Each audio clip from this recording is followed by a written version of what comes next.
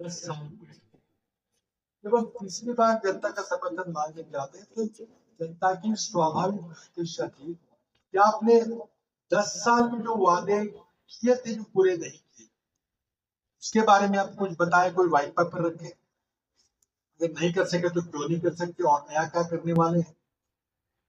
लेकिन भाजपा सरकार ने व्हाइट पेपर पेश किया, लेकिन वो मनमोहन सिंह सरकार के 10 साल का, जो कि 2014 में तो उचित था, क्योंकि 2024 में 2004 से 14 तक मनमोहन सिंह सरकार की बात करना तो कहाँ से बुद्धिमानी थी। तो साफ बात है कि वादे तो पूरे नहीं हुए, तो क्यों नहीं पूरे हुए, इसकी बातों से भाजपा सरकार, मोदी सरकार कतरा रही है। चुनाव का एक साधारण सूत्र है, जैसे मैंने कहा कि भाजपा का मूल जो जनादेश है, जो कोर सपोर्ट है देश में 30-31% है, लेकिन विपक्ष के 60-70% वोटों का इतना बंटवारा होता है कि आज संसद में 38 अलग अलग पार्टियों के सांसद हैं। इस चुनाव का सामना करते हुए हमने तय किया कि ये विपक्ष के वोटों का बंटवारा रोकना पड़ेगा। इंडिया आघाड़ी का, इंडिया गठबंधन का हमने गठन किया। पूरी तरह से जो हमने उम्मीद थी शायद नहीं हो सका, एक दो राज्यों में सफलता नहीं मिली, लेकिन ये कोशिश है कि एक प्रत्याशी के सामने विपक्ष का एक प्रत्याशी हो, मुद्दों पे चर्चा हो, विचारों की लड़ाई हो। अब भाजपा को अगर चुनाव जीतना है तो विपक्ष के वोटों का बंटवारा आवश्यक है, जहां संभव होगा भाजपा की कोशिश है। बहुत सारे प्रत्याशी लड़े तो बंटवारा नहीं, लेकिन अब की बार जो चुनाव है वो 5-6 मुद्दों पे लेके चुनाव लड़ा जा रहा है।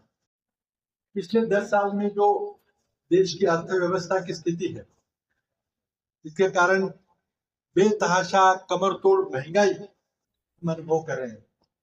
इसके चलते उद्योगों में, व्यापार में बढ़ोतरी तो नहीं हुई है, लेकिन गुजरात के जो एमएसएमई उद्योग है उनकी भी कमर टूट गई। डिमोनेटाइजेशन के कारण, जीएसटी के कारण, अचानक लॉकडाउन करने के कारण, किसानों के कानून लाने के कारण जो इकाइयां बंद पड़ी है उनको फिर से शुरू करने की कोई कोशिश नहीं हो रही। यहाँ के टेक्सटाइल सेक्टर हो, डायमंड सेक्टर, बहुत बुरी हालत है। इसके बारे में मैं बात करूंगा। लोग आत्महत्याएं कर रहे हैं, लेकिन मोदी कोई राहत दिलाने की स्थिति में नहीं है। अर्थव्यवस्था की जो तोड़ मरोड़ की, उससे बहुत बड़ी बेरोजगारी का संकट देश के सामने। आज युवा, इस देश की आजादी में बापू का, सरदार पटेल का बहुत बड़ा योगदान था। इस देश को संविधान दिलाने में, संविधान सभा के माध्यम से डॉक्टर बाबा साहेब अम्बेडकर ने संविधान, रिपब्लिक का निर्माण किया। और पिछले 75 साल में एक जनतंत्र, कमियां हो सकती है लेकिन जनतंत्र चला रहे हैं। लेकिन अब अंदेशा हो गया कि शायद इस देश में अगर भाजपा की जीत हुई, अगर मोदी जी फिर से प्रधानमंत्री बने तो जनतंत्र नहीं बचेगा। तो लड़ाई इन 6 मुद्दों पे है जो मैंने अभी कहा। अर्थव्यवस्था, मोदी जी बड़ी शान से कहते हैं कि हमारी अर्थव्यवस्था 5वें नंबर पे पहुंच गई। बहुत अच्छी बात है, सब अभी विमान है। हमारे देश के किसानों ने, मजदूरों ने मेहनत करके यहाँ तक अब पहुंचे हैं। लेकिन मेरा यहाँ पे आरोप है कि अगर अर्थव्यवस्था मनमोहन सिंह सरकार की गति से बढ़ती मोदी कार्यकाल में भी, तो आज हम 5वें नहीं 3रे नंबर पे हो। क्योंकि मोदी सरकार के चलते विकास दर कम हुई है, जिससे कि इकाइयां बंद पड़ रही, जिससे कि नए उद्योग नहीं बन रहे, जिसके कि रोजगार का सृजन नहीं हो रहा है। तो पहला हमारा आरोप है कि मोदी सरकार की गलत आर्थिक नीतियों के कारण देश की अर्थव्यवस्था का भारी नुकसान हो रहा है, हमारे युवाओं का भारी नुकसान हो रहा है, किसानों का नुकसान हो रहा है, जनता को कमर तोड़ महंगाई झेलनी पड़ रही है। और साथ ही में मोदी जी का भ्रष्टाचार, चाहे इलेक्शन बॉन्ड के रूप से हो या सरकारी तोड़ने से, चल रहा है। अगर यही दौर चलाना है तो भारत के सामने देश के सामने एक अंधकारमय भविष्य है और जनता में एक अंदेशा हो गया कि शायद मोदी जी तानाशाही की ओर जा रहे हैं, देश में जनतंत्र नहीं रहेगा और इसलिए इस चुनाव की लड़ाई जनता ने अपने हाथ ली है। मोदी सरकार को हमारे देश के किसान, हमारे देश के मजदूर, हमारे देश के व्यापारी, हमारे देश के एमएसएमई इकाइयाँ और जिन हमारे इकाइयों को संविधान से लाभ पहुंचा है, वो सब घटक संविधान को बचाने के लिए इस लड़ाई में कूद पड़े। मैं समझता हूँ कि यह लड़ाई सिर्फ दो विचारधाराओं की नहीं रही, इंडिया गठबंधन और भाजपा गठबंधन की नहीं है। ये लड़ाई लोगों ने अपनी लड़ाई है। ये लड़ाई मोदी बनाम जनता बन गई है। तो मुझे विश्वास है कि अब की बार चुनाव जीतना असंभव होगा। कांग्रेस पार्टी ने, इंडिया गठबंधन ने एक बहुत अच्छा घोषणा पत्र देश के सामने पेश किया है और उस घोषणा पत्र बहुत विचार करके किया है। कोई मोदी जी जैसे उटपटांग बातें नहीं कही, कोई जुमले नहीं है। और कांग्रेस पार्टी का ट्रैक रिकॉर्ड है। कर्नाटक इस चुनाव में हमने भ्रष्टाचार के खिलाफ लड़ाई लड़ी, सिर्फ 5 गारंटियां दी महिलाओं को, युवाओं को, किसानों को, और पूरी पांचों की पांचों गारंटियां नई कर्नाटक सरकार ने अमल में लाई है। कर्नाटक का चित्र बदल गया। हमने देखा कि मोदी शाह मॉडल के चलते देश में चुनी हुई सरकार को गिराया जा रहा है। कर्नाटक के, मध्य प्रदेश में देखिए हमने, और मैं महाराष्ट्र से आता हूँ। महाराष्ट्र तो हमने 2-2.5 साल जो देखा है, 2 पार्टियों को तोड़ा गया। ईडी, सीबीआई, इनकम टैक्स की ठोस से कुछ पैसे के लालच देकर, खरीद फरोख्त और पद बांट कर चुनी हुई सरकारों में गिराया जा रहा है। यह राजनीतिक भ्रष्टाचार, और साथ ही में इस राजनीतिक भ्रष्टाचार में जो विधायकों को पैसे देने की बात है, उनको ऊपर खुलेआम कहा जा रहा है कि आप कॉन्ट्रैक्ट लाइए, कमीशन लीजिए, हम कॉन्ट्रैक्ट आपको दिला देंगे, आपके कॉन्ट्रैक्टर। आप सरकारी अफसरों के तबादले कराइए, पैसे लीजिए, और इसका सीधा परिणाम होता है आम आदमी को तोड़ मरोड़ा जाता है। आम आदमी से सब पैसे इकट्ठे किए जाते, लूटे जाते हैं। लेकिन यह हुआ आर्थिक भ्रष्टाचार, राजनीतिक भ्रष्टाचार, सरकारें गिराने की बात है। और सबसे बड़ा जो इलेक्टोरल बॉन्ड का जो मोदी सरकार ने भ्रष्टाचार किया, कि दुनिया के इतिहास में इतना बड़ा स्कैम कहीं देखा नहीं गया हो। मोदी जी कैशलेस इकोनॉमी लाने की बात कर रहे थे, लेकिन उन्होंने कैशलेस करप्शन लाए। इलेक्शन बॉन्ड, कोई पैसा इधर से उधर नहीं मिलता, ये हवाला नहीं कर, बैंक पे पहुंच जाएंगे भ्रष्टाचार के पैसे। अब इलेक्शन बॉन्ड से चंदा दीजिए और बिजनेस लीजिए, कॉन्ट्रैक्ट लीजिए, धंधा लीजिए। सुप्रीम कोर्ट ने पूरी इलेक्शन बॉन्ड का स्कैम असंवैधानिक करार किया है। सुप्रीम कोर्ट ने कहा कि पूरे आंकड़े दीजिए, कौन सी पार्टी को, किस उद्योगपति ने, किसने कितने पैसे दिए। स्टेट बैंक को कहा, स्टेट बैंक ने मना कर दिया। स्टेट बैंक ने कहा कि नहीं, हमको 90 दिन लगेंगे, अब 30 जून को देंगे, जबकि 4 जून को चुनाव खत्म हो जाएगा। सुप्रीम कोर्ट ने फिर डांट फटकार लगाई। अगले दिन एसबीआई ने सारे के सारे जानकारी दी, पता चला कि किस तरह से ईडी, सीबीआई की रेड पहले होती है, 7 दिन के बाद वही कंपनी चंदा देके रेड बंद करवाती है। इस तरह से बड़े बड़े कॉन्ट्रैक्ट देने के लिए पैसे दिए जाते हैं और बड़े बड़े कॉन्ट्रैक्ट मिलते हैं। तो पूरा इलेक्शन बॉन्ड का जो जबरदस्त फ्रॉड है, दुनिया में कभी भी इतना बड़ा कोई भ्रष्टाचार नहीं हुआ है। अनेक राज्यों में लोगों ने चुनी हुई सरकार बना दी, लेकिन मोदी जी ने विधायकों की खरीद फरोख्त करके, ईडी, सीबीआई, इनकम टैक्स का उपयोग कर और पता नहीं क्या क्या पद का हामी देकर मंत्री बनाकर अपने सरकारी गिराई है।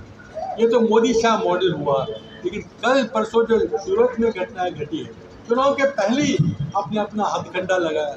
पता नहीं शायद ये CR पाटिल मॉडल है या मोदी शाह पाटिल मॉडल है। मांग करते हैं चुनाव आयोग से कि जो घटनाएं सूरत लोकसभा क्षेत्र में हुई है, जिस तरह से प्रत्याशी के जो समर्थक थे जिन्होंने पर्चा भर के एफिडेविट भर के दिया था, जो अगर आप गलत बात कह रहे तो क्यों कह रहे हैं, तो क्या दबाव है, इसकी जांच चुनाव आयोग करे और कांग्रेस पार्टी इसकी कानूनी व्यवस्था, कानूनी हमारे पास अधिकार करेंगे। लेकिन चुनावी आयोग को, चुनाव आयोग से हम अपील करते हैं कि आप इस घटना की पूरी जांच कराइए कि किस सरकार की ओर से कौन सा दबाव डाला गया, क्या क्या घटनाक्रम हुआ, क्योंकि ये लोकशाही के लिए एक बहुत बुरे संकेत है। और मैं यही बात करके कि गुजरात की जनता को फिर से अपील करता हूँ कि हमारे नवसारी के प्रत्याशी है, उन्हें भारी बहुमत से आप जिताइए, इतिहास बनाइए। गुजरात जो कि कांग्रेस की ताकत थी, कुछ दिनों में हम नहीं सफल रहे हैं। मैं जानता हूं कि जब मैं 2004 में यहाँ प्रत्याशी था गुजरात का, तो करीब आधी सीटें हमने जीती थी। तो मैं समझता हूँ उन दिनों को गुजरात की जनता वापस लाएगी, फिर से इंडिया गठबंधन को सत्ता सौंपेगी और यहाँ पे भ्रष्ट मोदी सरकार है, जो असफल मोदी सरकार है, उसको यहाँ से पराजित करके देश में फिर से संवैधानिक सरकार कायम करेगी। धन्यवाद। मोदी पिछले 10 साल से भारत के प्रधानमंत्री हैं।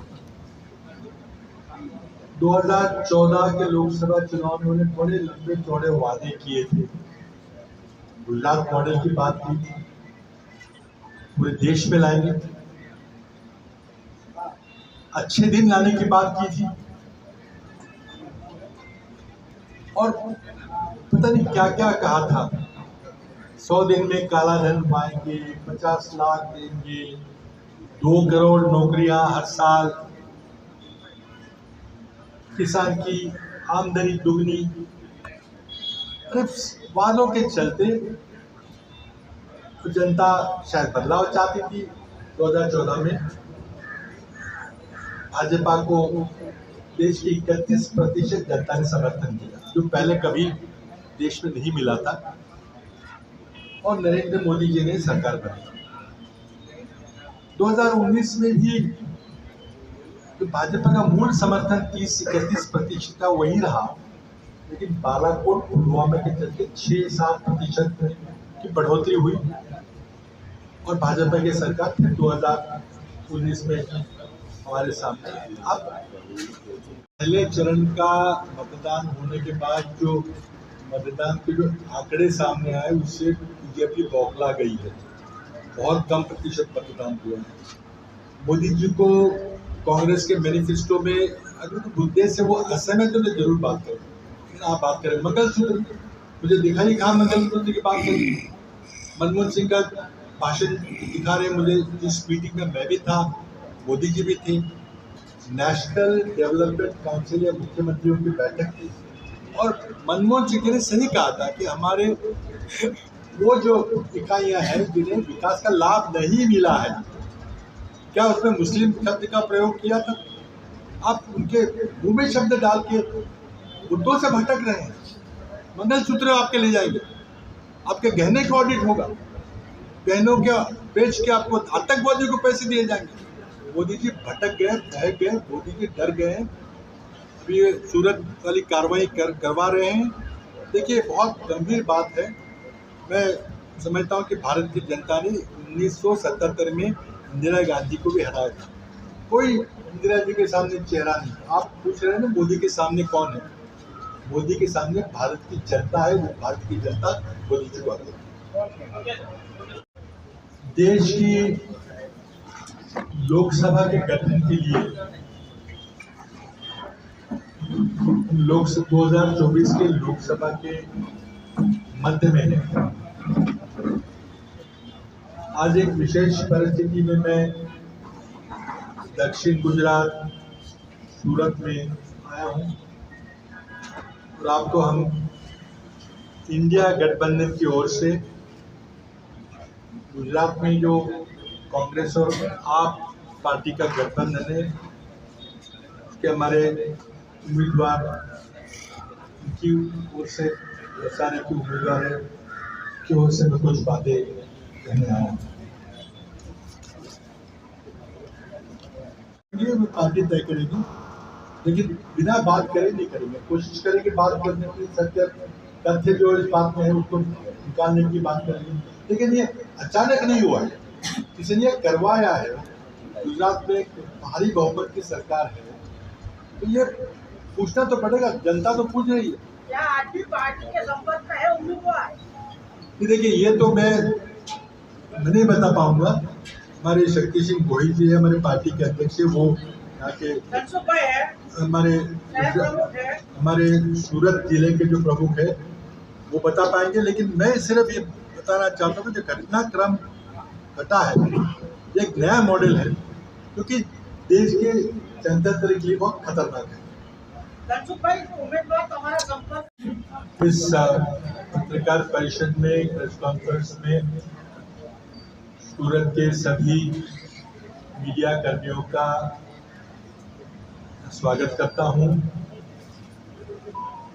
आदरणीय धनसुख राजपूत जी, हमारे अध्यक्ष सूरत शहर कांग्रेस कमेटी के, हमारे नवसारी लोकसभा क्षेत्र के इंडिया गठबंधन के कांग्रेस के प्रत्याशी धनसिंह देसाई,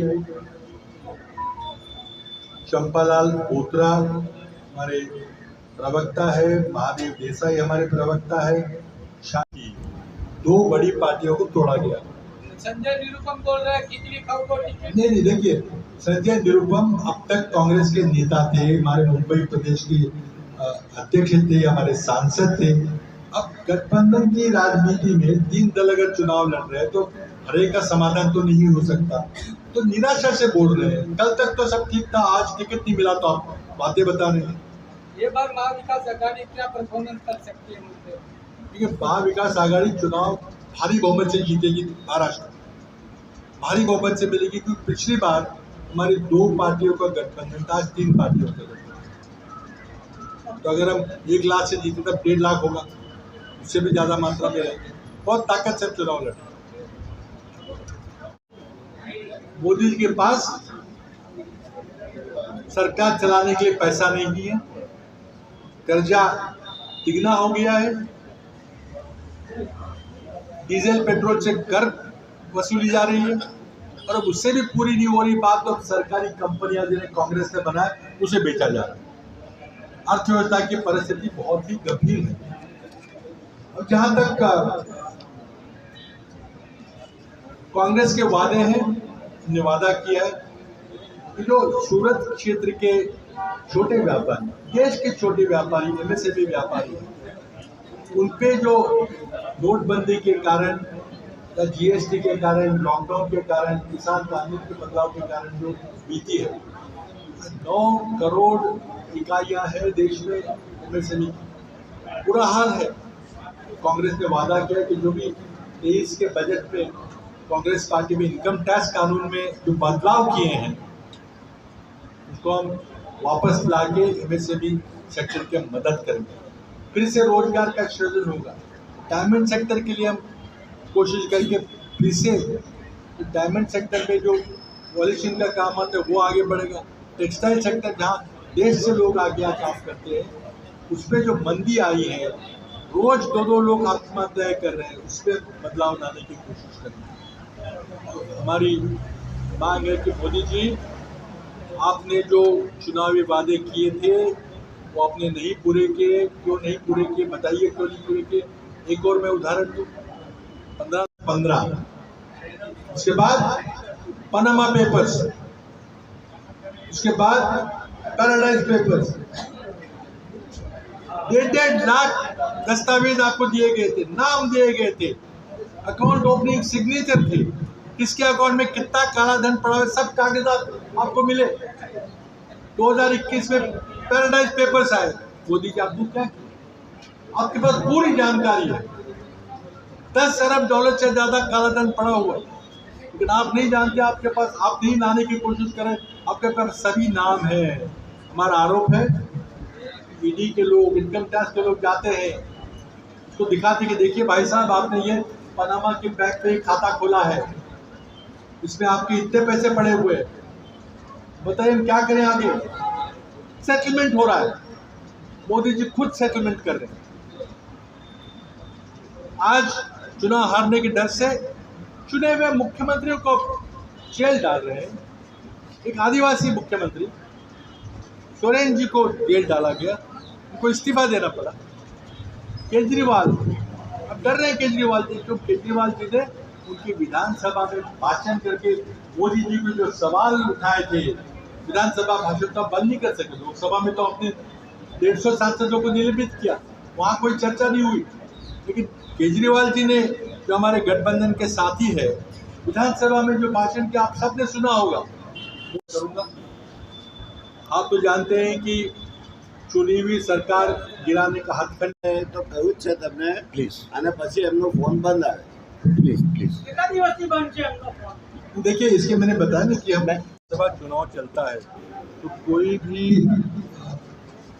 डिसिप्लिन की कार्रवाई होती है, वो हमारे कांग्रेस के राज्य के प्रभारी जो मुकुल वासनिक हैं और हमारे शक्ति भाई जो हमारे अध्यक्ष है, वो कार्रवाई करेंगे। तो पूरा अधिकार है कुछ भी कार्रवाई करने का, लेकिन वो जांच करके उनको सुनवाई करने का मौका देंगे। लेकिन उनको पता नहीं कहाँ गायब किया गया। सर, एक बात है कि जो भी समर्थक है या ठेकेदार है, वो कांग्रेस के कार्यकर्ता है ही नहीं इस स्थिति में, और जो उम्मीदवार थे उनके सगे वाले हैं या गंदा पार्टनर है। तो इस स्थिति में क्या कांग्रेस, मेरा स्पष्ट सवाल है कि फौजदारी केस कर रही है या नहीं? किसी भी रिएक्शन कार्यकर्ता पर होता है। नहीं, देखिए, प्रत्याशी तो हमारे विधायक का चुनाव लड़े थे, हमारे पार्षद थे, कांग्रेस ही थे। उन्होंने कांग्रेस की तरफ प्रत्याशी बनने के लिए, उम्मीदवार बनने के लिए, लोकसभा चुनाव लड़ने के लिए आवेदन दिया था। और हमारी पूरी सेंट्रल इलेक्शन कमेटी है, प्रदेश इलेक्शन कमेटी, पूरी सोच साझ के उन्होंने टिकट दिया था। अब ये मामला विश्वासघात का है, पार्टी बदलने का, या कोई पे दबाव डाला जा रहा है? इस प्रकार का दबाव डाला है कि आप ये सब मना कर दीजिए, ये सब आप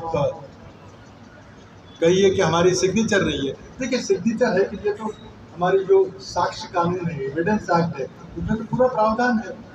कलेक्टर के सामने पूरी गवाही दी है, कहा है, लोगों ने देखा है कि एक जगह जाके जो सर क्या सगे वाले हों कोई बात नहीं, लेकिन उन्होंने नॉमिनेशन फॉर्म पे सिग्नेचर किया है। कांग्रेस पार्टी इसकी पूरी जांच करेगी, लेकिन मेरी मांग है कि चुनाव आयोग इसकी जांच करे। मोदी जी ने जवाब नहीं दिया, उनको जेल डाल दिया। हमें पूरा विश्वास है कि अगर आप फिर से अगर भाजपा को समर्थन देते हैं तो इस देश में जनतंत्र नहीं बचेगा, इस देश में लोकशाही नहीं बचेगी, इस देश में डेमोक्रेसी नहीं बचेगी, इस देश में संविधान नहीं बचेगा, और ये देश सबसे बड़ी जनसंख्या का देश, एक तानाशाही देश करके आगे बढ़ेगा। और आप नहीं जानते कि तानाशाही व्यवस्था में क्या हालत होती है। आज हम एक अनडिक्लेयर्ड, अघोषित इमरजेंसी में है, इसे रोकना है। मैं गुजरात की जनता से गुजारिश करूंगा कि आप इस मोदी सरकार को, भ्रष्ट मोदी सरकार को, असफल मोदी सरकार को हम यहाँ से चुनाव मार्ग से, माध्यम से, संवैधानिक मार्ग से हटा देंगे, और इंडिया गठबंधन जो देश के अनेक पॉलिटिकल पार्टियों ने मिलकर बनाया है, उसके हाथ सत्ता सौंपे। आज सूरत की घटनाओं के बारे में भी कोई भी पढ़ा लिखा आदमी इस प्रकार का जुमला 15 लाख रुपए देने की बात नहीं करता, लेकिन मोदी जी ने चुनावी जोश में आकर कह दिया। लेकिन उससे अहम वादा था कि 100 दिन के अंदर विदेशों में पड़ा काला धन लाएंगे। 2015 में HSBC, स्विट्जरलैंड का जो HSBC बैंक है, उसने 266 भारतीयों के नाम